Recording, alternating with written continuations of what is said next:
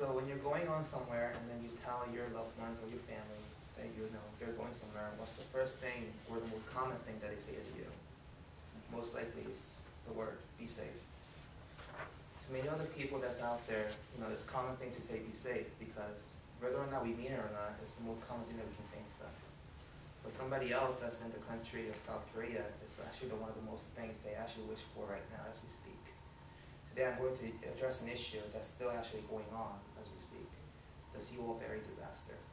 I'll be explaining exactly what happened there and then exactly why this issue is so important to be addressed, plans that we could have taken, that we should take, and how it can be implemented, and the cost that it would actually be less than the benefit that it can actually provide for us. So to actually start off with what happened, on April 6, 2014, a ferry that was traveling from Incheon, South Korea was on its way to Jeju, which is approximately by ship rate about 1 night and 2 days. And then the ship was on its way to the island, but then about 4 hours before it actually reached its destination, it actually sunk. Now this issue can be addressed as not that big of an issue, but then from the ferry being actually sunk to the ground, we found out a lot of defaults that the ship carried and then a lot of violations that the ship violated. One of the problems that the ship violated is that it actually carried too much cargoes that it was not supposed to actually carry.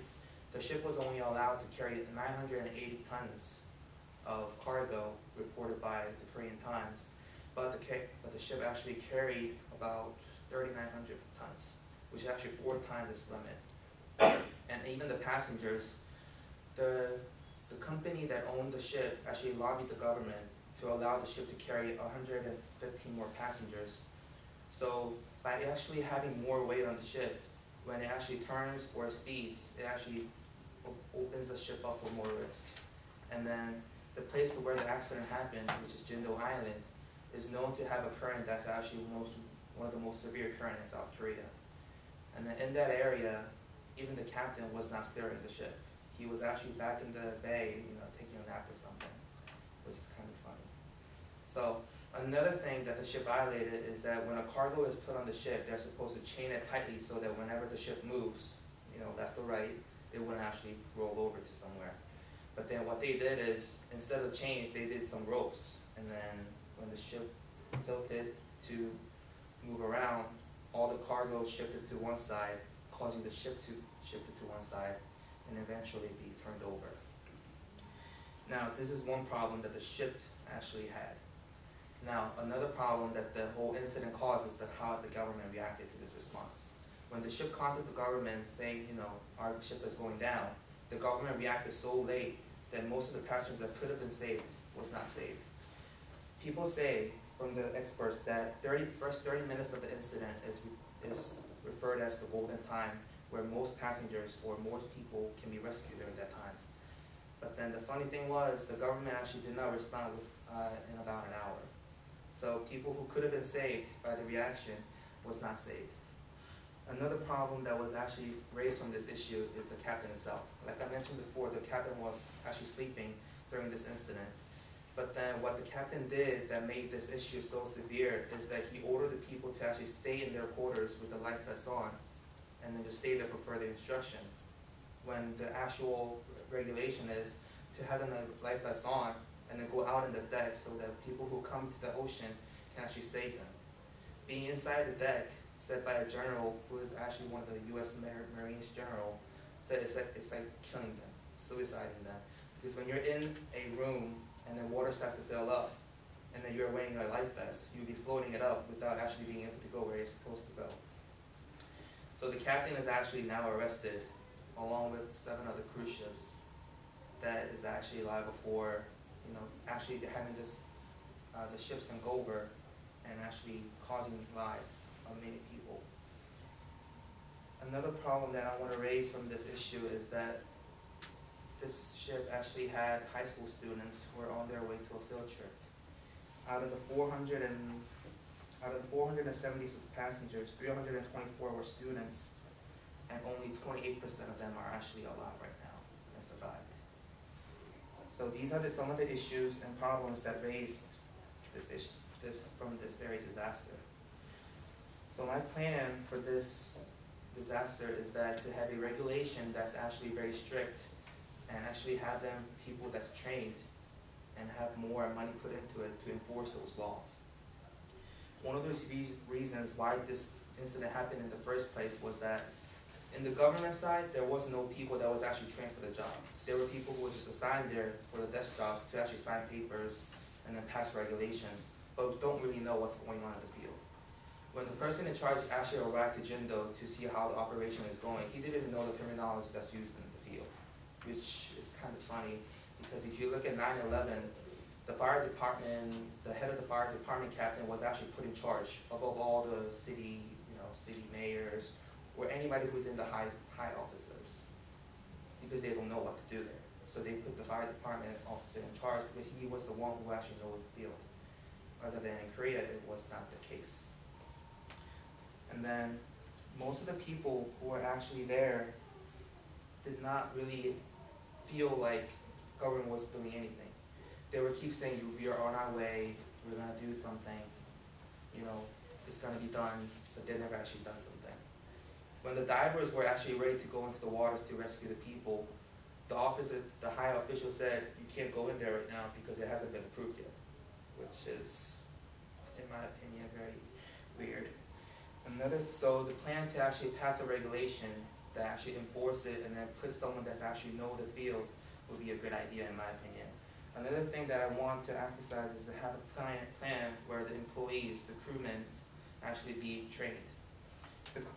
The company that actually owned the ferry, the Cheonghae Marine Company, after looking at their balance sheets reported by the Joseon Ilbo, I think, or some other newspaper, that they only spend about $500 in training when they spend over $200,000 in advertising, which is kind of funny because very business actually relating to personal health in jeopardy. When they only spend money in advertising their good things when they don't actually provide safety at all. So that's one other important thing that I want to point it out. And then to the next, the cure. The plans that I actually propose right now, it wouldn't actually solve the incident and then wouldn't bring back the dead. What's the company name?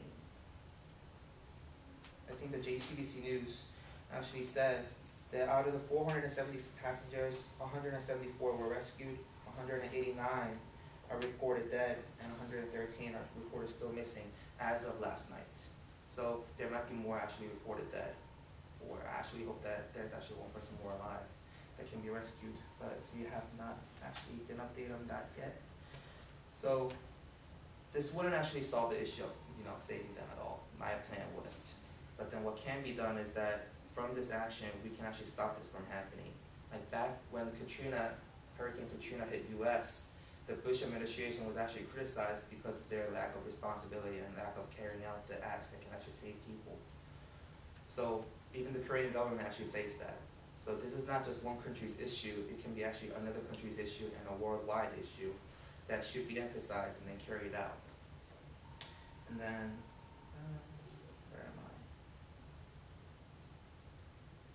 I? Oh, and then this actually is carried out in the country of Japan, where they actually have a really good rescue team, and then their survival rate after the incident is about 90%, according to Asahi News, which is one of the most major Japanese news out there.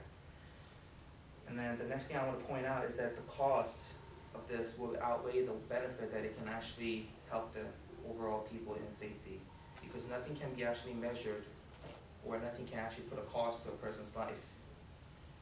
$200,000 in advertising, but only $500 put into the training to save lives is actually, in my opinion, very ridiculous. But then the money, if the money is put in by government regulation, or actually put in a government regulation where a company is actually obligated to spend money to training, it would actually save more lives. And then that's actually my main concern, to save lives. Because there are words that actually describe a person who lost their parents, which is an orphan. There are words that actually reply to a person losing their loved ones, their spouse or husband. But then there are no words out there that actually describe a parent who actually lost children. And then this issue is actually severe because, like I said, the majority of the passengers in the ship were actually high school students, that was gonna actually perform their dreams, go into college, and then spread out their wings, go into society, do their stuff. But then their dreams are now lost because of the faults that the adults in the society did not actually put into. So I want to actually end my speech by actually pointing out some of the heroes, some of the individuals that were actually pointed out on the ship that actually were, actions were heroic. Ji-young Park, one of those crewmen on the Seawolf that did her job as a crewman by helping people escape until her last breath. One of her survivors asked her why she was not coming with them, and she stated, "The crewmen are the last to leave, you guys go ahead first." While almost all of the crewmen fled to save their own life, this crewman actually stayed and saved lives. Another person I would point out is Cha Eun-jung, who is a junior in the Daewon High School, who actually dreamed of going to a college and then study physical education. He actually put down his life jacket and put it on his friend and then told him to go ahead while he actually stayed back and to save his other friends. Another person I want to point out is Hae Jung-chae, which is one of the teachers of the Daewon High School, who was actually her first year teaching. And then out of the teachers who actually did help, there are a lot of teachers who actually helped out. She was pointed out because even though she rescued 10 people of her classmen, she actually also went back to save other lives as well. So I want to end this speech by emphasizing that the problems that our society, the world society face is not just something that we as individuals should not really care about. We as individuals, we are in college and everything, but then we are going into the society to do our own, to perform our own careers, to have policies. But then we should not actually forget that our actions can actually implement the future as well.